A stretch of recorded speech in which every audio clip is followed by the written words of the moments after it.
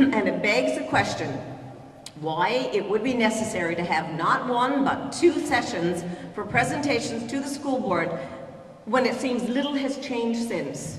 This is 16 years later. What has changed? Can we assume that the issue of cost has certainly changed? Since Dr. Bruce Bay, acting director of ESDNL, said dollars play no part in their decisions. Last Thursday's Packet article headlined, maybe ironically, in the best interests of students. Instead, now it's all about programming.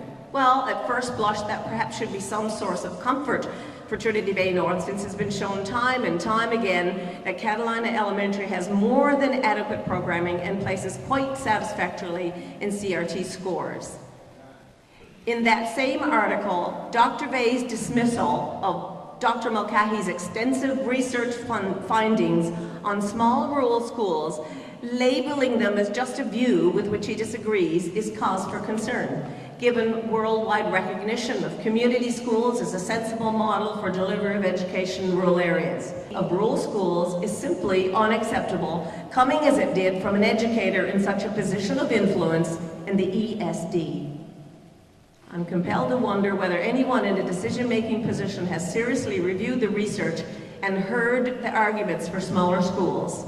For the director to further suggest that children might participate in in extracurricular activities during their so-called lunch hour, which is no more than 30 minutes, because the possibility of a late bus is nothing more than, I quote, a particular option to be explored and not one that he could commit to in the interview. This is insensitive to the realities of busing and the problems faced by parents in this community, and it indicates a less than adequate grasp and acknowledgement of that issue. It's a sad commentary on the state of education policy in Newfoundland when it continues to be left to rural parents to defend once again what they know to be the most sensible situation for their children and their community. They continue to be required to state the obvious. It's as if they just landed on this planet with strange and unacceptable alien ideas that need to be clarified and justified time and time and time again.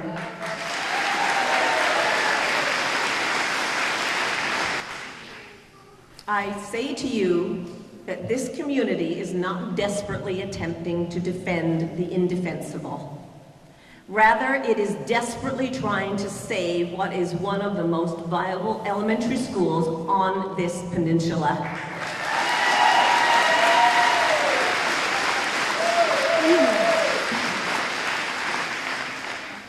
Only a few years back, the provincial government was touting the importance of local schools as community centres, and I quote, within the plan, ESD is demonstrating its commitment to providing educational programming to students using a model of community and neighbourhood schools.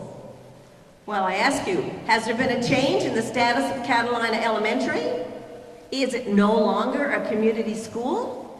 Is it no longer a neighbourhood school? Well, to make a very long and exhausting story short, the conversation re small rural schools has to change, or nothing will change for the good in rural Newfoundland. Funding for small, viable schools must replace the wastage of taxpayers' dollars carelessly spent pushing consolidation down the throats of rural communities that are truly engaged in the education of their children.